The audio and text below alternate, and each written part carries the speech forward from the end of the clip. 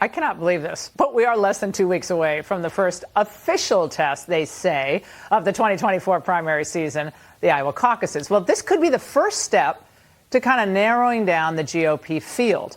The Real Clear Politics average shows Trump leading at 51% in Iowa. DeSantis trails at nearly 19%. Haley in a distant third. She's at 16%. And joining me now is Florida Governor and 2024 candidate Ron DeSantis, who's been all over Iowa.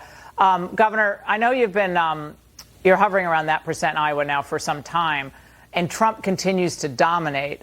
Do you think Iowa, for you, is it your deciding factor?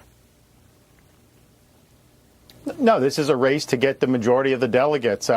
We've done Iowa the way people who have done well in Iowa have done, which is be on the ground, create the organization. The polling has never predicted how the results come out because it's a caucus and it's just a different beast. And so we're doing what it takes to win. I've been to all 99 counties, and we're going to be able to do a lot more. But it's an important part of the process that you actually come and take questions from people, answer their questions, even participate in debates. And so we're going to be participating in a debate on CNN. The former president has declined that, but Governor Haley is going to do it. So it's going to be a one-on-one debate between me and Nikki Haley. So I'm looking forward to doing that, and that'll just help the voters be able to make their best decision going forward. Governor, I have a question, and who knows how any of us would proceed if the facts are the same. But if you were leading by that same amount, would you, jump over people to do debates with people who are kind of trailing by a lot? I mean, I think it's actually a kind of an interesting question. Yes, I would debate because that's what you do. This is about the people. It's not about you. And look, he's got a situation where he gets a lot of air cover from cable networks, including this one. I get that. And so from a strategic perspective, but the question is that the right thing to do? No, the right thing to go is to stand and talk about your record. Why shouldn't he have to answer questions? I mean, he's running on things like deporting illegals and building a wall, but he did that in 2016 and didn't get it done. So I think he owes answers to those questions. He has not been willing to do that. Obviously, if you go by polling, it hasn't hurt. But I think now that we're in the new year, I think voters do expect you to answer those questions. I think Iowans expect you to show up and debate. I think it's going to be the same when we go into New Hampshire. I've already committed to a couple of those debates. And so we'll see what happens. But I can tell you on the ground here, we like the momentum that we have, and we're looking forward to it. Governor, I want to get your response to something that Vivek Ramaswamy, who's trailing by quite a bit, said about Trump's removal from the primary ballot in Maine and, of course, in Colorado. Watch.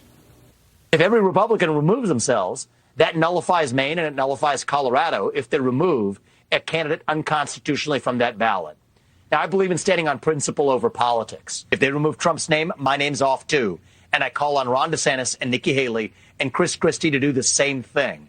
Their words are cheap. Action speaks louder than words. Now, their unwillingness to do that, I think, reveals that they're actually complicit, in part, in what's happening, even if indirectly. Your reaction to those comments, Governor? Complicit in the lawfare against Donald Trump.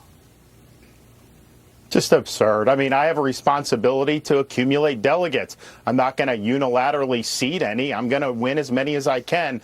And I've been very clear about both of those decisions in those states. It's not consistent with the Constitution. I do expect them to get reversed. I've raised the question about Biden. I mean, if he has greenlit 8 million illegals invading this country, is he eligible to be on? So we can play this game all along. I think it's not going to end up well for our country. But I do know this, that if any of the other ones of us had gotten kicked off the ballot, Trump would be spiking the football. Let's just be clear. That is just the fact of the matter. That's probably accurate. I think that's a fair point.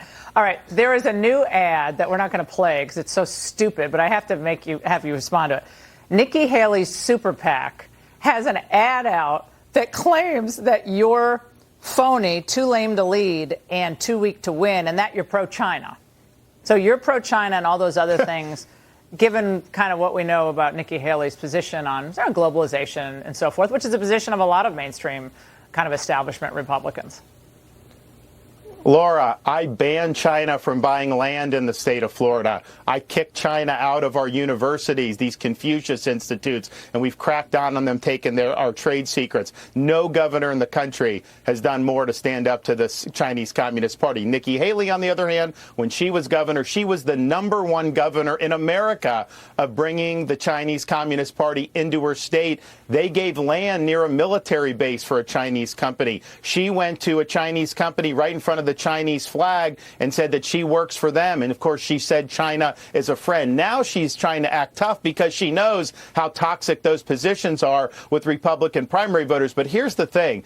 Her donors, these liberal donors in California and on Wall Street, they make money in China. She would not stand up to China. And so I think the Haley as governor, that would be the Haley you would get. So it's a clear contrast. She's grasping at straws to try to do the nonsense. And I think what they're trying to hit me on is something that happened in Florida before I was even governor. So you know, if they're hitting you for things that your predecessor did, I must have done a pretty doggone good job.